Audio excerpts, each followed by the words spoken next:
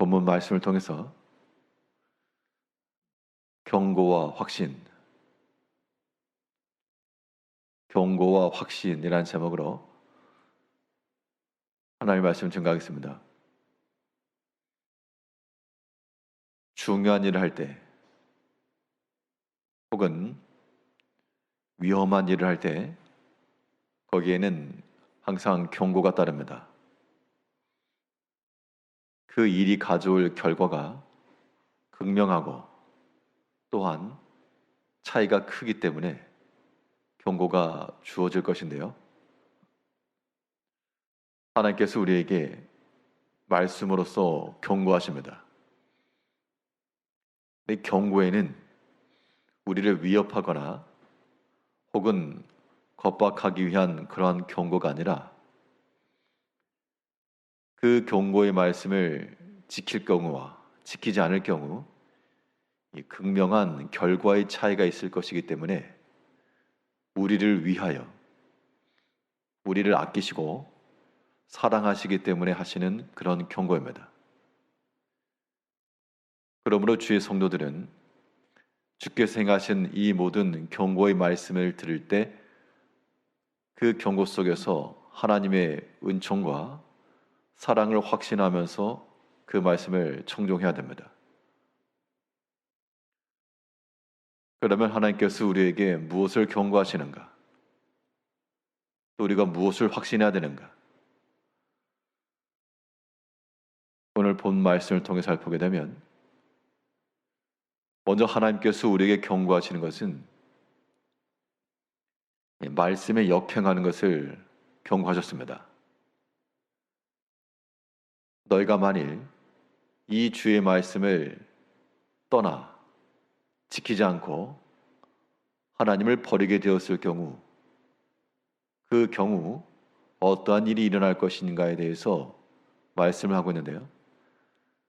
58절 보시면 내가 만일 이 책에 기록한 이 율법의 모든 말씀을 지켜 행하지 아니하고 내 하나님 여호와라 하는 영화롭고 두려운 이름을 경외하지 아니하면 그 뒤로 나오는 모든 것이 모든 질병이며 재앙이며 이러한 모든 결말이 올 것을 지금 경고하신 겁니다.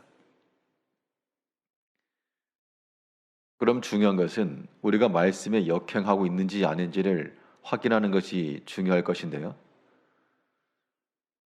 하나님 말씀에 역행한다라고 하는 그 증거가 무엇인가?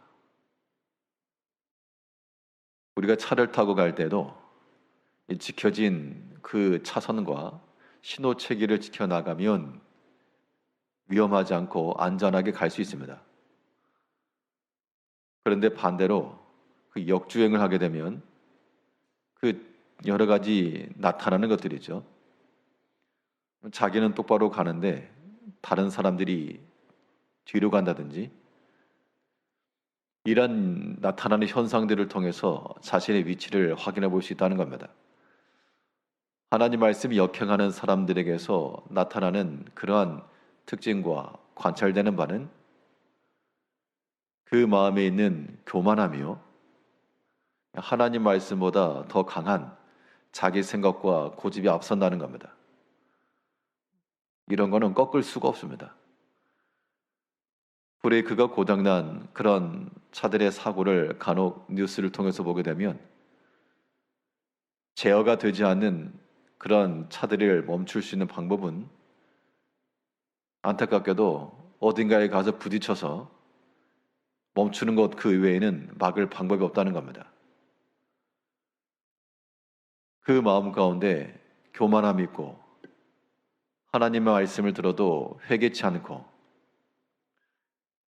또한 모든 일에 다툼이 있고 사랑이 없고 이 모든 것이 하나님 말씀에 역행하고 있다라고 하는 명확한 증거임에도 불구하고 그걸 깨닫지 못하고 계속 나가는 겁니다. 그렇게 해도 아무 일이 없으니까 나가는 건데 언젠가는 부딪히게 마련이죠.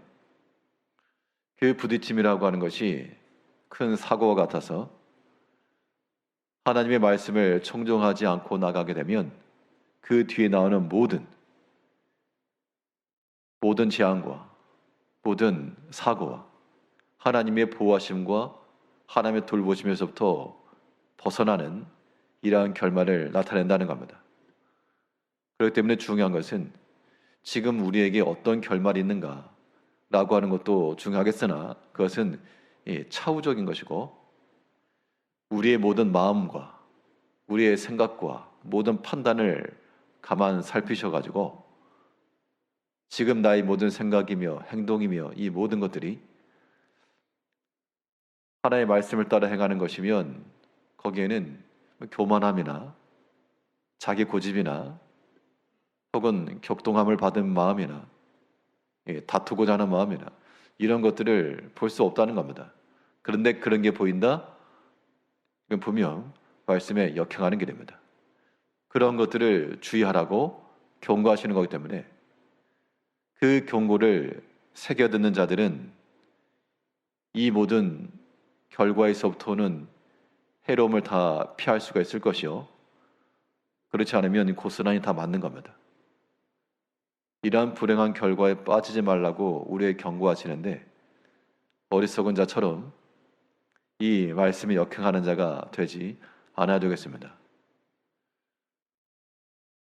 그럼 우리에게 이렇게 경고하심으로써 확신을 주시는 것도 무엇인가? 당연히 그 말씀에 순행할 것을 말씀하는 겁니다. 말씀에 순행하고 있다는 것도 증거로서 나타나는데 우리가 말씀 가운데 나아가고 있는 그 증거가 무엇인가? 거기에는 겸손함이 있고 또한 하나님의 말씀에 대한 순종함이 있으며 말씀에 대한 깨달음이 있고 또한 자기 부정과 자기 생각을 내려놓는 것과 거긴 또한 사랑과 이런 것이 우리 가운데 있다. 그러면 말씀을 따라서 잘 가고 있는 겁니다. 우리는 하나님 말씀을 어떻게 사용할 것인가? 그 말씀 자체가 우리 인생의 목표이기도 하고 안내이기도 하고요. 그것을 우리는 또한 그 하나님의 말씀을 우리 삶에 있어서의 힘과 에너지로도 써야 됩니다. 어떤 사람에게는 그저 큰 바람에 불과할지 모르나 그 큰 바람의 힘을 활용할 줄 아는 사람은 그 큰 바람을 통해 육중한 터빈을 돌려 전기도 만들어내는 겁니다. 그러니까 장소에 따라서 어떤 지역은 바람이 너무 세서 참 사람이 살기 어려울 정도로 큰 바람이라. 그러나 그 바람의 힘을 이용할 줄 아는 사람에게는 그 자리가 기회의 자리가 되는 겁니다. 우리는 하나님의 말씀을 가지고 우리 인생에 있어서 도무지 움직이지 않을 것 같았던 우리의 생각을 움직이고 우리의 행동을 움직이고 그 말씀이 우리의 모든 것들을 움직여서 거기서부터 또한 힘이 나오고 거기서부터 에너지를 또한 활용할 수 있어야 되겠습니다. 하나님 말씀은 충분히 우리의 고집도 꺾을 수가 있고 우리의 교만함도 무너뜨릴 수가 있고 이 모든 것들을 하나님의 말씀을 따라 나가면 그 말씀의 힘이 우리 가운데 길이 되어 줄 것이 분명합니다. 58절 다시 보시면 내가 만일 이 책에 기록한 이 율법의 모든 말씀을 지켜 행하지 아니하고 내 하나님 여호와라 하는 영화롭고 두려운 이름을 경외하지 아니하면이라고 했지만 이제 이것을 우리는 하면으로 바꾸면 영화롭고 두려운 이름을 경외하면 이제 결과가 달라지는 겁니다.